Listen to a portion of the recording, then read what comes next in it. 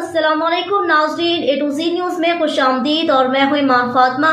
नजर डालते हैं आज के इलाकाई और इंटरनेशनल खबरों पर।